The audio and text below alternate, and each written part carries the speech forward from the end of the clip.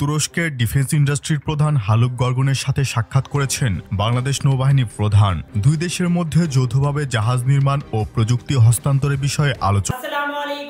फिर से बहुत ही ज्यादा इम्पोर्टेंट वीडियो आप लोगों के साथ शेयर करने वाले बांग्लादेश की नेवी के रिलेटेड। बांग्लादेश जो है वो तुर्की के साथ मिसाइल, ड्रोन्स और जंगी जहाज, जंगी फाइटर जेट उनका मुआहदे पर दस्तखत करने जा रहा है। वीवर बांग्लादेश की नेवी के लिए कितना ज्यादा ये अहम दस्तखत होंगे, कितना ज्यादा ये अहम इम्पोर्टेंट एग्रीमेंट होगा। आज की वीडियो का यही टॉपिक है। Without wasting the time video को स्टार्ट करते हैं।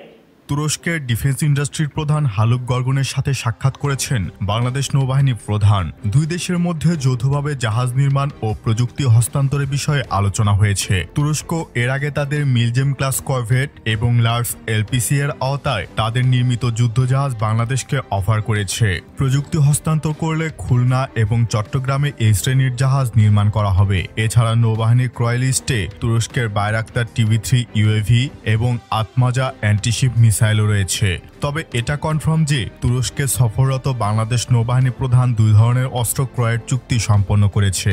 এর একটি হলো ক্যানিক M2 QCB heavy machine gun এবং আরেকটি হলো 3x113 এর ভেনম LR কাউন্টার ড্রোন গান।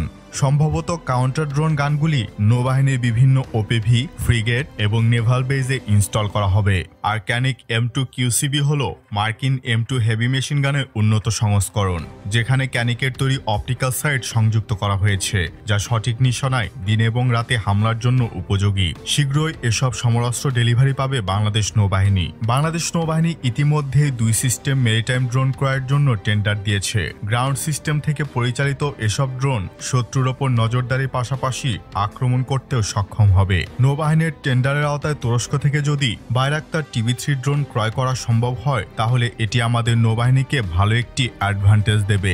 যদি এই ড্রোন কেনা হয়, তাহলে নৌবাহিনী এরিয়াল অ্যাটাক প্ল্যাটফর্ম পাবে, যা তাদের অপারেশনাল ক্যাপাবিলিটি বৃদ্ধির পাশাপাশি পরনির্ভরশীলতাও কমাবে। বাংলাদেশ নৌবাহিনীর গাইডেড মিসাইল LPC-তে অ্যান্টিশিপ মিসাইল হিসাবে টার্কিশ আতমাজা মিসাইলকে শর্টলিস্টেড করা হয়েছে। 2021 সালের জুন মাসে তুরস্কের অস্ত্র নির্মাতা প্রতিষ্ঠান রকেটসানের সাথে বাংলাদেশ সশস্ত্র বাহিনীর জন্য বিভিন্ন সরঞ্জাম ক্রয়ের চুক্তি হয়, যার মধ্যে সেনাবাহিনীর জন্য মিডিয়াম রেঞ্জের air defence missile Hisar O+ system এবং নৌবাহিনীর জন্য অ্যান্টিশিপ মিসাইল আতমাজা এবং বিমান বাহিনীর জন্য লেজার গাইডেড মিসাইল ও বোমা তেবের এবং সিরিট উল্লেখযোগ্য।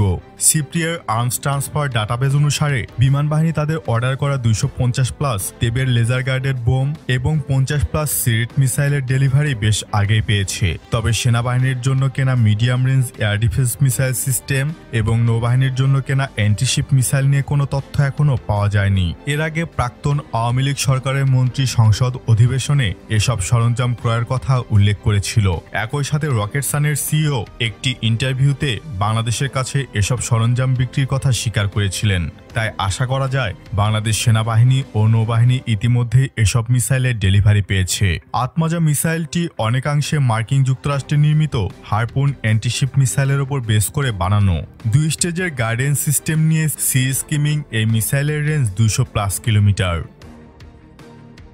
वंडरफुल वीवर, बहुत ही जबरदस्त किस्म का ये बांग्लादेश की नेवी के रिलेटेड होगा। अगर ऐसा हुआ बांग्लादेश को जंगी जहाज, साथ में ड्रोन्स और पावरफुल किस्म के वेपन जो हैं तुर्की से मिलेंगे। इस किस्म के मुआहदे तुर्की के साथ किए जाने चाहिए और तुर्की के जो वेपन है वो बांग्लादेश की नेवी, आर्मी और एयरफोर्स को स्ट्रॉन्ग करने के लिए बहुत ही ज्यादा जरूरी है। तो वीवर, अगर आप लोगों को मजीद इंफॉर्मेटिव वीडियो देखनी है तो जल्दी से हमारे चैनल को सब्सक्राइब कर लीजिएगा। मिलते हैं आपसे नेक्स्ट वीडियो में इंशाल्लाह। तब तक के लिए अल्लाह हाफिज।